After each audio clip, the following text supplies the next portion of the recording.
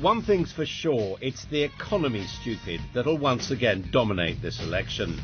And let's be clear, the wealth of the city and the flow of money affects the health of the nation. But this is a complex relationship, Westminster and the city, politics and money. Global financial markets held Westminster in thrall during the last general election campaign, with the need to cut the deficit paramount. And in the blame game, the finger was pointed firmly at bankers and millionaires.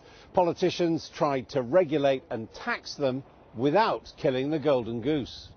Now what the city craves most from Westminster is clarity and stability.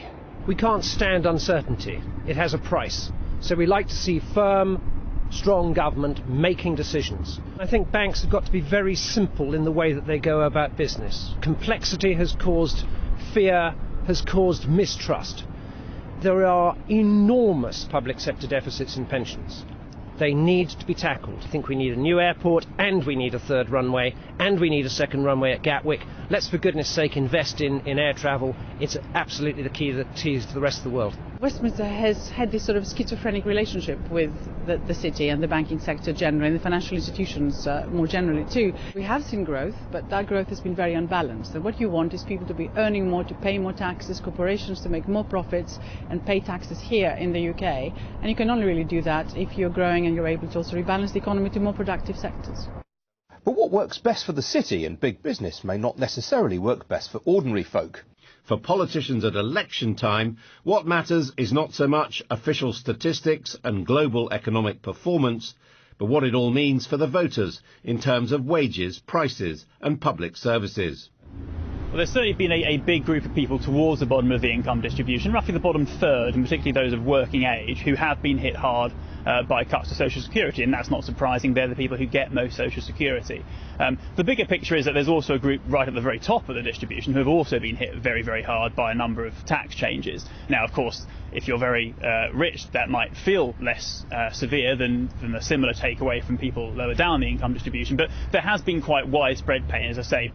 So it's a balancing act, from spending cuts to taxation, stimulating growth, yet tackling the deficit. How much pain are we prepared to endure to get our economy back on track? 5 years ago, after the last election, an outgoing minister famously left a note: "Good luck, there is no money." Well, there still isn't any money. And that's the biggest challenge facing the next government. What to do in terms of the mix of public spending cuts and tax increases. Here are some trees. I think a lot of politicians think that money grows on it. I really do. I mean, they're talking about spend. No one ever talks about earning it. And it's not popular to say we've got to get behind business. We've had a business secretary for 5 years. I've never heard him once say profit is good. If it wasn't for the wealth creation process, you do not get public sector spending, period, because there is no money to spend if a business doesn't create it. From big business to small business, to you and me, it's the power of money that matters, not just how we save it and how we spend it, but its direct influence on politics. That is the hard reality of this election, whatever they tell you over the next 100 days.